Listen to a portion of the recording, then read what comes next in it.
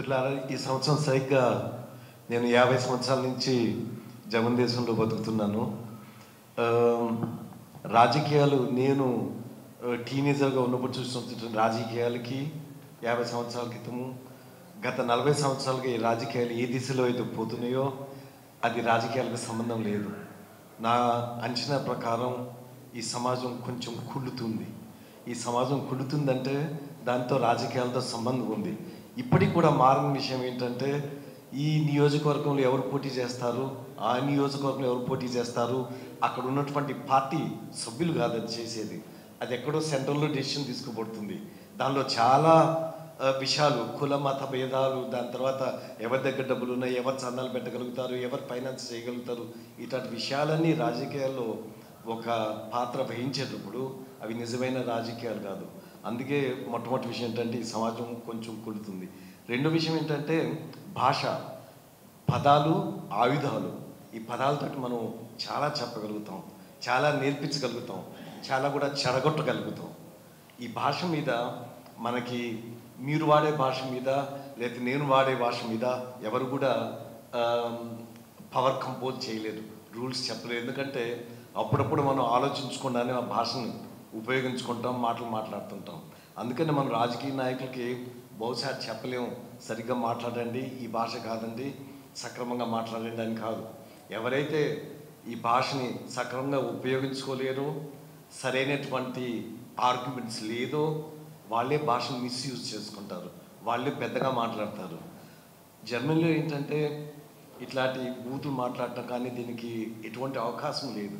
కాకపోతే బూతులు మాట్లాడటం కంటే కూడా చాలా విచారకరమైన చాలా తప్పు పనులు ఉన్నాయి. ఎవరో ఆ పదాన్ని ఉపయోగించారు, ఫ్యాసిజం అని. జర్మన్ దేశం నుంచి 2 సార్లు ప్రపంచ యుద్ధం జరిగింది, మొదలుపెట్టబడింది, కోట్ల మంది ప్రజలు చనిపోయారు, చాలా దేశాల యొక్క బాటలు మారిపోయినాయి.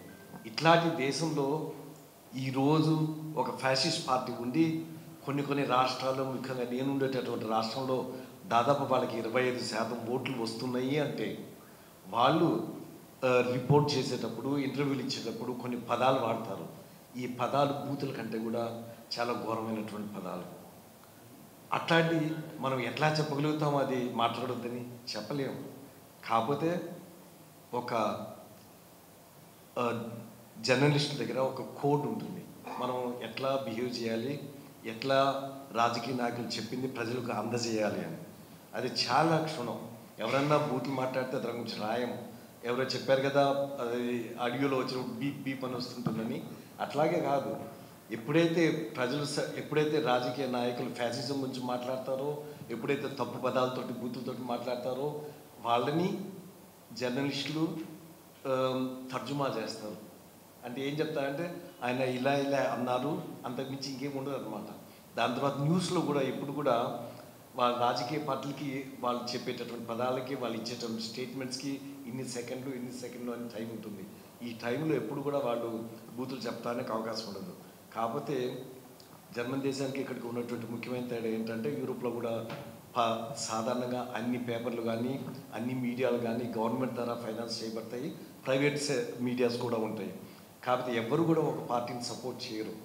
అలా ఎప్పుడైతే ఒక న్యూస్ పేపర్ కానీ, ఎప్పుడైతే ఒక ఛానల్ కానీ ఒక రాజకీయ పార్టీని సపోర్ట్ చేస్తుందో అప్పుడు వాళ్ళు ఉన్నట్టు చెప్తారు. ఏ రాజకీయ నాయకులు ఎలా మాట్లాడినా కానీ వాళ్ళ పార్టీ వాళ్ళైతే అది అలాగే చెప్తారు. ఈ అవకాశం జర్మన్ దేశంలో లేదు. అంటే జర్మన్ దేశంలో మా రాష్ట్రంలో 5 పార్టీలు ఉన్నాయి. 5 పార్టీల వాళ్ళు, దాంట్లో ఒక ఫ్యాసిస్ట్ పార్టీ కూడా ఉంది. వాళ్ళంతరి నుంచి ఒక కమిటీ ఉంటుంది. ఈ కమిటీ మొత్తం న్యూస్ని, దాని తర్వాత కల్చరల్ ప్రోగ్రామ్స్ అన్నిటికీ అబ్జర్వ్ చేసి సక్రమంగా జరుగుతుందా లేదా అని చెప్తారనమాట.